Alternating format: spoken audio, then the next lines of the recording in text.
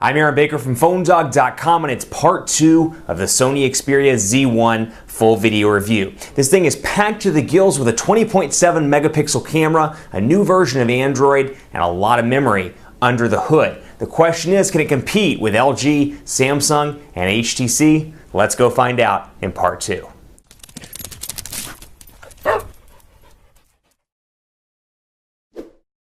It's the Sony Xperia Z1 video review part 2, where we're talking about camera, speed tests, all kinds of goodness, and more in this Sony high-end flagship Android smartphone. Before I get too far into the Z1 review, I'm going to give special thanks to our partners at Best Buy Mobile because they do a lot for us. We give you free phones that they provide us at Best Buy Mobile. When you walk in, you'll walk out working. They'll make sure whatever you get, be it an LG device, an HTC device, an Apple device, you'll walk out working. All your email, your web, your contacts, your settings, your ecosystem will all be set up so when you walk out the door, you're good to go. In part 2, we're picking up where we left off in part 1, and we're talking about some of the customizations here that make this device unique. Obviously, Sony's user interface. This is running Android 4.2, but with Sony's user interface versus HTC versus Samsung versus LG, there's obviously distinct differences between these Android devices, and it's worth taking a look at. So you can see obviously here the notifications bar. We talked about this in part 1 with the shortcuts and just the overall look and feel of it, but it is a one-step notification bar, as you see here. No double finger down to access those settings that you see in stock Android 4.2. You've got that, and then of course we can come back through here and take a look at settings, and I can show you what I was talking about in part 1, just some of the personalization stuff, but I want to jump away from that and focus on the camera in part 2 because it's a big selling point of this device. It's packing a 20.7 megapixel camera with a wealth of settings that I really have found myself enjoying in the time that I've been working with this device. And let's bring over, for example, the LG G2 on T-Mobile. And I'll bring it down here, and you can see the overall look and feel of the way the camera moves is a little bit more real time. It's got a nice feel to it, and actually right now it's in superior auto mode, and you can see all these different options: manual mode, time shift burst mode, picture effect, sweep panorama, AR effect, info eye, and social live. So superior auto, I find that to be a pretty decent all-around version. Say if you're not sure where you're going to be, you might be outside at night, you may be doing something quickly, it may be a burst shot. It's kind of nice just to have it in this kind of an auto mode, an all-purpose auto mode. But the camera's been fantastic on this unit. Zooms in perfectly, focuses in, snaps a shot,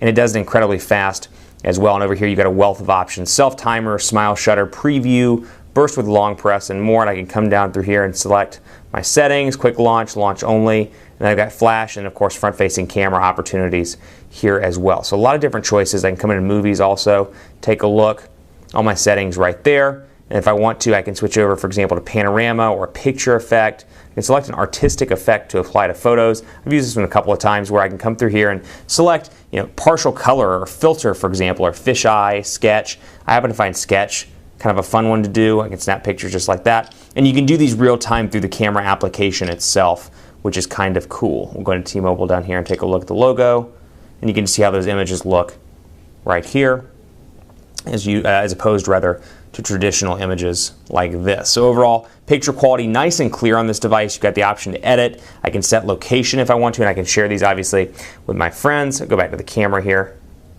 and we'll hop right back in and take a look at some more of these settings. You'll notice also that the on-screen buttons go away when you're working in the camera. Same thing happens on the YouTube side as well. And again, AR effect, I can take it with visual scenes and with characters. So I can take a dinosaur, for example, and I can say, uh-oh, dino attack, AR effect, augmented reality. And then, hey, look, there's a dinosaur on top of the LG. So it's just a fun camera to mess around with. It's very cool. I like these features quite a bit. And I find even the auto or commonly used settings to be fantastic on this phone all around. 20.7 megapixels, really an impressive image. And we'll throw it back into it real quick and take a look at the camera, and then of course the recording options as well. That's really all I have to say. That's all I have to say about that. Forrest Gump quote, anybody? That's what I thought. Camera is really impressive on this device. Otherwise, really pleased with the overall performance of this unit. I find it to be fast with little to no lag, and overall really pleased with the speed of this all around. You can see that Snapdragon 800 CPU running exceptionally fast. And on that note, let's take a look at Quadrant Standard and see how it performs on this device. Overall, I've been pleased, like I said, with the speeds, and battery life has been really decent on this device as well. It's got a nice big 3,000 milliamp hour battery, so it's larger comparatively speaking than the Galaxy S4, smaller than the Note 3, the Note 2, the Optimus G Pro, and a couple of the other phablet devices or tablet phones, whatever you want to call them, on the market right now. But still, for a 5-inch display device, 3,000 milliamp hours appears to be a nice balance, and I get a nice full day's use out of this device with some room to spare into the next day. I get, moderately speaking, at least for my personal use, about 13 to 16 hours with moderate use in this device. So take my battery stuff with a grain of salt. Take these performance tests as well with a grain of salt, because it's not always indicative of day-to-day performance or how you personally use your device, but I will say I've been very pleased.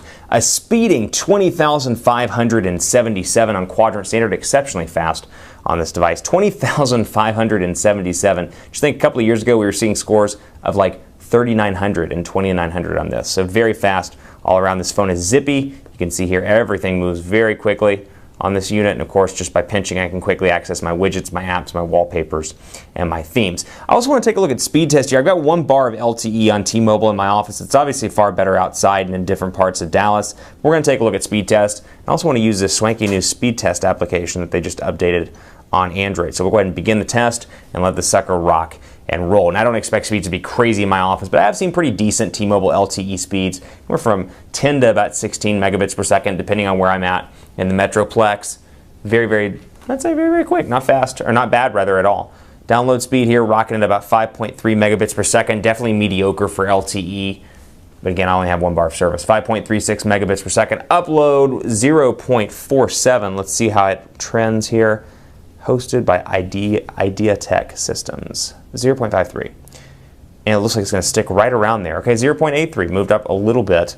Upload is at 0.91 with a ping of 27 milliseconds. So again, 1 bar of LTE, but still nice to have an unlocked device in the office that can support LTE, at least on T-Mobile. Again, if you didn't watch part 1, you cannot do LTE on AT&T, at least in this version of the Sony Xperia Z1. So all in all, really impressed with this device. I love it. The biggest challenge with this device to overcome, actually my biggest caveat with this device, a couple of things. One, the price. Obviously, it's an unlocked device, meaning you're going to have to pay $500 to $700 to get this thing in the States if you want to use it. It's not available on a carrier for a subsidized price or a monthly payment as part of your carrier's upgrade program. So that's something to keep in mind. Also, my big issue I have with this unit is, I'll take a look at it and show it to you as we wrap out the video. SIM card slot here and the little SIM card holder, the micro SIM card holder, is very flimsy, as you can tell here in this unit. That's the biggest issue I have with this device. Otherwise, really impressed with the specs. I mean, this thing is a powerhouse through and through, and it's Sony's best